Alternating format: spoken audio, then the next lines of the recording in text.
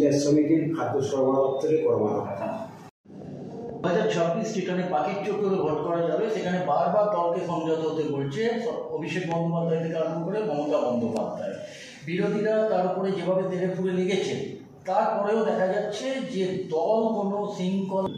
দেখুন, আমরা তৃণমূল কংগ্রেস যে দলটা করি, এটা আমাদের দলের মমতা বন্দ্যোপাধ্যায় এবং অভিষেক বন্দ্যোপাধ্যায়, তিনাদের নির্দেশটা আমরা অপেক্ষা করি এবং তিনাদের যে নির্দেশ থাকে সেই নির্দেশ মোতাবেক আমরা সবাই চলি। আমাদের নিজেতে একে অপরের কখনো কখনো হয়তো একটু একটু মন্ত্রণাটানি হয়, এটা একটা অনেক বড় ফ্যামিলিতে যেটা হয় সেই রকমই ঠিক এটা।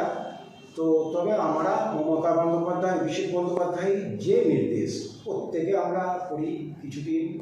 বিগত কিছুদিন হলো মমতা বন্দ্যোপাধ্যায় আরামবাগের উপর দিয়ে কামারপুকুর হয়ে তিনি ঘাটাল গিয়েছিলেন। তো রাস্তাতে যেভাবে মানুষের ঢল, আজও মমতা বন্দ্যোপাধ্যায়কে বাংলার মানুষ যেভাবে ভালোবাসে, বাংলার মানুষ মমতা বন্দ্যোপাধ্যায়কে নিজের একদম আন্তরিক এবং আমরা তো মায়ের মতন মনে করি, তিনার নির্দেশকে অপেক্ষা করি।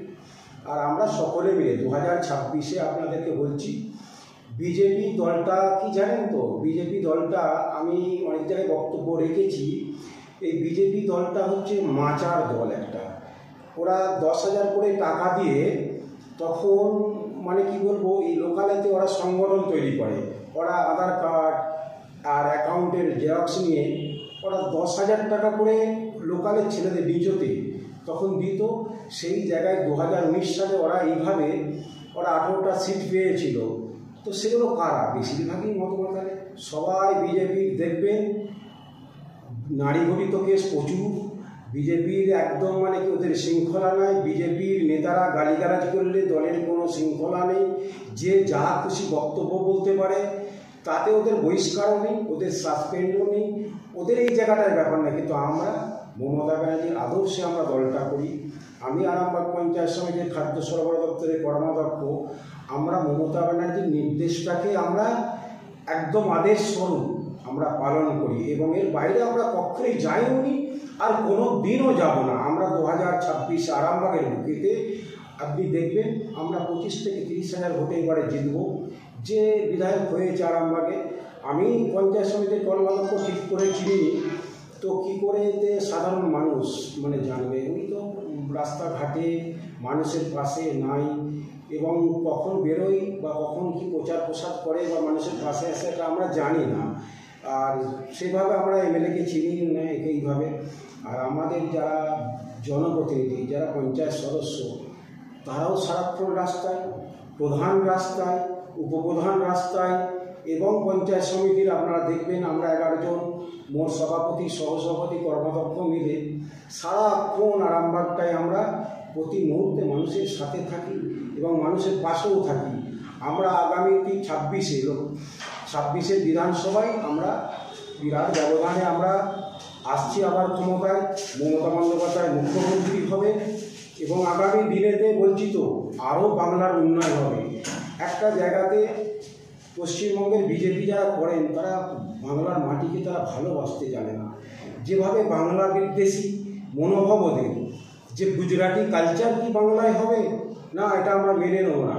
গুজরাটি কালচার বাংলার মানুষ মেনে নেবে না। বাংলার ঐতিহ্য, বাংলার যে রবীন্দ্রনাথের ঠাকুরের যে ঐতিহ্য, বাংলায় যে কাজী নজরুল ইসলামের ঐতিহ্য, বাংলায় নেতাজি সুভাষচন্দ্র বসুর ঐতিহ্য, সেই ঐতিহ্যকে ধরে আমরা লড়তে জানি, আমরা করতে জানি, আমরা গড়তে জানি। আমরা সেই জায়গায় আমরা এগোবো। আমরা পশ্চিমবঙ্গের মানুষ, আমরা আওয়াজ তুলেছি, যে বাংলার আওয়াজ তুলেছে, মমতা ব্যানার্জি আওয়াজ তুলেছে 2029 পর্যন্ত বিজেপি সরকার আর থাকবে না। 25-এ বিহারে ভোটের পর দেখবেন বিজেপি আস্তে আস্তে তার পতন ঘনিয়ে এসেছে। আর 26-এতে আমাদের বিধানসভা ভোটের পর নরেন্দ্র মোদী আর গদিতে থাকছে না। মাধ্যমে বলি 2026-এর পর নরেন্দ্র মোদীর গদি উল্টে যাবে।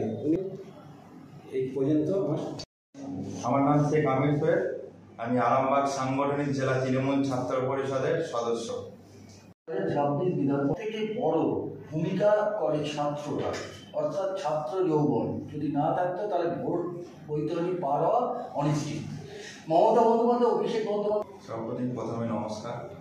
আপনারা জানেন কিছুদিন আগে আমাদের যে 28শে আগস্ট যে ঐতিহাসিক ছাত্র সমাবেশে আমাদের দলের সুপ্রিমো মমতা বন্দ্যোপাধ্যায় ও আমাদের দলের যুবরাজ অভিষেক বন্দ্যোপাধ্যায় বার্তা দিয়েছেন। আপনারা প্রত্যেকেই শুনেছেন যে মঞ্চে তিনি বলেছেন, বক্তব্য রেখেছেন যে আগে খেলতে হলে ছাত্র যুবর সঙ্গে বিজেপিকে খেলতে হবে, তারপর তো বাকি সংগঠনের সঙ্গে। কারণ আপনারা প্রত্যেকেই জানেন যে বাংলা মাননীয় মুখ্যমন্ত্রী মমতা বন্দ্যোপাধ্যায় কীভাবে সারা বাংলার মানুষের পাশে আছেন, কীভাবে 94টি প্রকল্পের মাধ্যমে মানুষের বাড়িতে বাড়িতে পৌঁছে দিয়েছেন। এছাড়াও আমরা ছাত্র রাজনীতি করি, আমরা মানুষের সর্বক্ষেত্রে সর্বদাই মানুষের সঙ্গে থাকি, পাশে থাকি। এছাড়াও কলেজের শিক্ষার প্রগতি, সংঘবদ্ধ জীবন, দেশপ্রেমের পতাকাটা তলায় নিয়ে মমতা বন্দ্যোপাধ্যায় ও অভিষেক বন্দ্যোপাধ্যায়ের বার্তা আমরা ছাত্রদের মধ্যে তুলে ধরি এবং বাংলা খেটে খাওয়া সাধারণ মানুষের মধ্যে তুলে ধরি। জয় বাংলা ধ্বনি, যেখানে অভিষেক বন্দ্যোপাধ্যায় বলেছে আমি জয় বাংলা বলিয়ে ছাড়বো, সেখানে দেখা যাচ্ছে যখন কেউ জয় বাংলা বলছে তাদের উপর একটা আঘাত নেমে আসছে। আপনারা সেইটা কি করে বন্ধ করার চেষ্টা করছেন? দেখুন, সর্বোপরি বলতে শুভেন্দু উনি খেপে গেছে, পাগলের প্রলাপ বকছেন। ওনাকে দেখে আমাদের এখানেও কিছুদিন আগে আমাদের খানাকুল বিধানসভাতে একটা পঞ্চায়েত, এখানে উনি রাস্তা থেকে খ্যাপার মতন কোনো রকম ছাড়ে বিশৃঙ্খলার মতন ওনাকে দেখে জয় বাংলা তো বলবে।